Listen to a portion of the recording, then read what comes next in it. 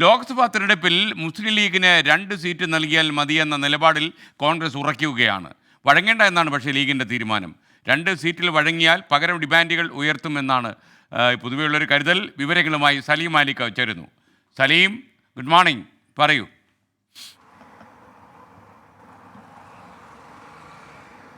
Good morning. Lok Sabha തെരഞ്ഞെടുപ്പുമായി ബന്ധപ്പെട്ട ആദ്യം തന്നെ തെരഞ്ഞെടുപ്പ് ഒരുക്കങ്ങളിലേക്ക് കടന്നത് UDF ആയിരുന്നു. അതിനുശേഷം ഏറ്റവും ആദ്യത്തിൽ തന്നെ ഈ സീറ്റ് വിഭജനം പൂർത്തിയാക്കി എളുപ്പത്തിൽ സ്ഥാനാർത്ഥി പ്രഖ്യാപനവും നടത്തി കളത്തിൽ സജീവമാകാം എന്നുള്ള UDFന്റെ ചിന്തകൾക്കാണ് ഈ മുസ്ലിം ലീഗിന്റെ ഈ കടുംപിടുത്തം മൂലം തിരിച്ചടിയേറ്റിട്ടുള്ളത്.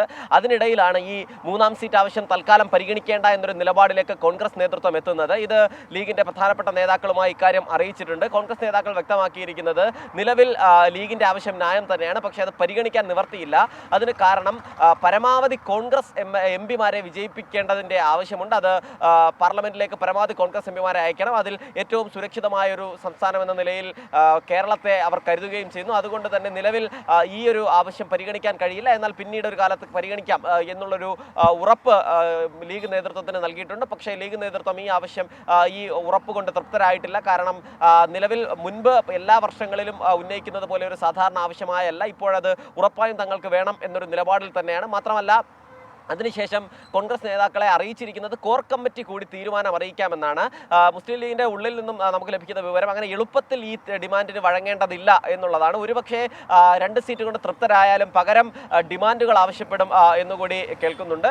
അത് ഇനി വരുന്ന നിയമസഭാ തെരഞ്ഞെടുപ്പ് ഉൾപ്പെടെയുള്ള കാര്യങ്ങളിൽ അധിക സീറ്റുകൾ, കൂടുതൽ സീറ്റുകൾ ആവശ്യപ്പെടുന്നത് ഉൾപ്പെടെയുള്ള വലിയ ഡിമാൻഡുകളിലേക്ക് ലീഗ് കടക്കുകയും ചെയ്യും. എന്തായാലും 2 സീറ്റിൽ ഒതുങ്ങാമെന്ന് ലീഗ് ഇപ്പോഴും അറിയിക്കുന്നില്ല. അത് ഈ മാസം 14-ന് മുസ്ലിം ലീഗ് UDF ഏകോപന സമിതി യോഗം ചേരും. ആ ദിവസം തന്നെ ഈ മുഴുവൻ സീറ്റ് വിഭജന ചർച്ചകൾ പൂർത്തിയാക്കി അന്ന് തന്നെ സ്ഥാനാർത്ഥി പ്രഖ്യാപനത്തിലേക്ക് കടക്കണം എന്നുള്ളതാണ് UDF കൺവീനർ നൽകിയിരിക്കുന്ന നിർദ്ദേശം. അതിന് സാധ്യമാകുമോ, അതിനു മുൻപ് കോൺഗ്രസ് ലീഗ് ഉഭയകക്ഷി ചർച്ച വീണ്ടും ഉണ്ടാകുമോ എന്നത് ഉൾപ്പെടെയുള്ള കാര്യങ്ങൾ കാത്തിരിക്കുന്നുണ്ട്. അതേസമയം കോൺഗ്രസിന്റെ നേതാക്കൾ പറയുന്നത് ഇനിയൊരു ഉഭയകക്ഷി ചർച്ച ഇല്ല എന്നുള്ളതാണ്. ലീഗ് ആകട്ടെ ഇനിയൊരു ഉഭയകക്ഷി ചർച്ചയുണ്ട് എന്നൊരു നിലപാട് പറയുകയും ചെയ്തു. വീണ്ടും കോൺഗ്രസും ലീഗും കൂടിക്കാഴ്ച നടത്തുകയും ചെയ്യുമെന്ന് പറയുന്നു. മാത്രമല്ല, ഈ സീറ്റ് വിഭജനം അനന്തമായി നീണ്ടുപോകാൻ കാരണം അത് മുസ്ലിം ലീഗിന്റെ കോർ കമ്മിറ്റി ചേരാത്തത് കൊണ്ടാണ് എന്നാണ് ഇന്നലെ UDF കൺവീനർ MM ഹസൻ പറഞ്ഞത്.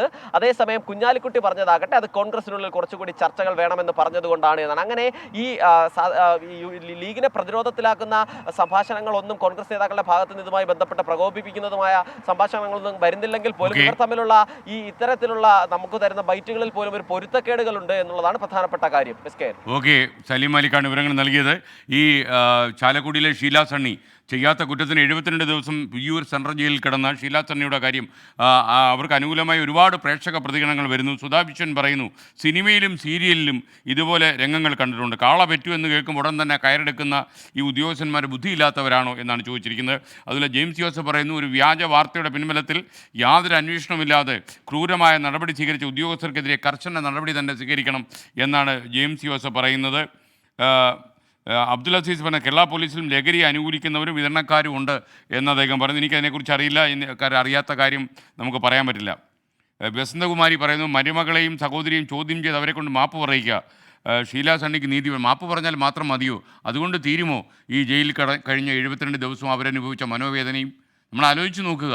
കാരണം അവരുടെ ഈ 72 ദിവസം ഈ ജീവിതം അവരെ അനുഭവിച്ച പരിഹാസങ്ങൾ, അവർ നേരിട്ട ഹ്യൂമിലിയേറ്റിംഗ് ആയിട്ടുള്ള കമൻറ്റുകൾ, ഇതൊക്കെ തന്നെ നമുക്ക് പെട്ടെന്ന് മാപ്പ് പറഞ്ഞാൽ തീരുമോ? നമുക്ക് വേണേൽ സോറി എന്ന് പറഞ്ഞാൽ ഈ 72 ദിവസം വിയ്യൂർ സെൻട്രൽ ജയിലിലാണ്. നിങ്ങൾക്കറിയാം, കണ്ണൂരിലെ കൊലപാതകത്തിലൊക്കെ പങ്കെടുത്തിട്ടുള്ള ഹാർഡ് കോർ കുറ്റവാളികളുള്ള ജയിലാണ് വിയ്യൂർ സെൻട്രൽ ജയിൽ. അവിടെയാണ് ഇവരും കിടന്നത് എന്ന് നമ്മൾ ആലോചിക്കുക. ചെയ്യാത്ത ഒരു കുറ്റത്തിന് മാന്യമായി ഈ സമൂഹത്തിൽ ജീവിക്കുന്ന ഒരു സ്ത്രീയാണ് മറ്റുള്ള